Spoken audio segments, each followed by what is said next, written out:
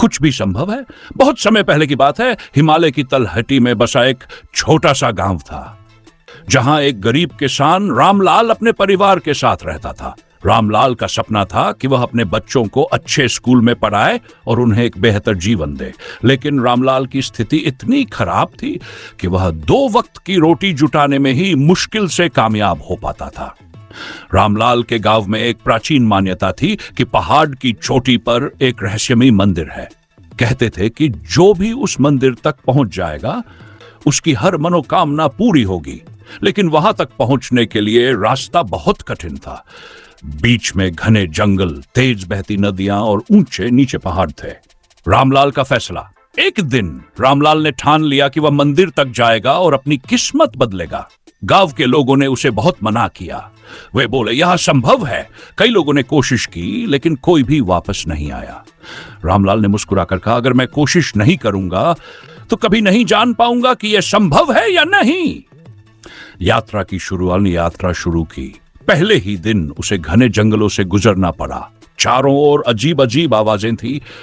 शेर और भालू के डर ने उसे डरा दिया, लेकिन उसने खुद से कहा, डर को हराना ही पहला कदम है। जंगल पार करने के बाद वह एक तेज बहती नदी के पास पहुंचा। वहां पुल टूट चुका था। रामलाल को तैरना नहीं आता था, लेकिन उसने पास के पेड़ों से लकड़ियां इकट्ठा की और एक छोटी सी नाव बना ली। उसने खुद पर भरोसा किया और नदी पार कर ली। पहाड़ों का संघर्ष। नदी पार करने के बाद रामलाल को ऊंचे ऊंचे पहाड़ों पर चढ़ना था। उसके पैर दर्द से सूज गए, लेकिन वह रुका नहीं। कई बार वह फिसला, गिरा और चोटिल हुआ। हर बार वह खुद से कहता, अगर मैंने अब हार मान ली तो मैं कभी नहीं जान पाऊंगा कि मैं क्या कर सकता हूं। मंदिर तक पहुंचना। कई दिनों की कठिनाई और संघर्ष के बाद रामलाल आखिरकार मंदिर की चोटी पर पहुंच गया। मंदिर बहुत सुंदर था और वहां का वातावरण शांत और दिव्य था। उसने मंदिर में प्रवेश किया और भगवान के सामने हाथ जोड़े।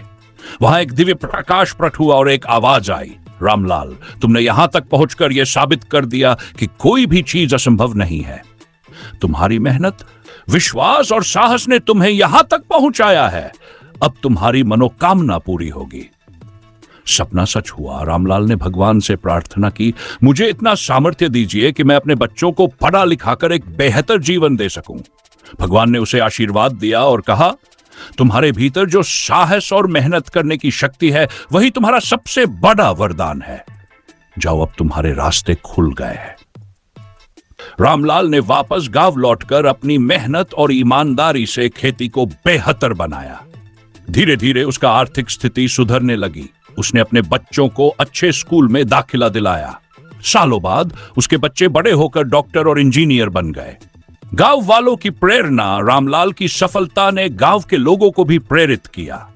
अब वे भी मानने लगे कि अगर मेहनत और विश्वास हो तो कुछ भी असंभव नहीं है। रामलाल ने उन्हें सिखाया कि सपने देखने से ज्यादा जरूरी है उन सपनों को सच करने के लिए प्रयास करना। निष्कर्ष, यह कहानी हमें सिखाती है कि जीवन में कोई भी चीज असंभव नहीं है। अगर हमारे पास आत्मविश्वास, साहस और मेहनत करने का जज्बा हो तो हम किसी भी मुश्किल को पार कर सकते हैं। याद रखें, कुछ भी संभव है।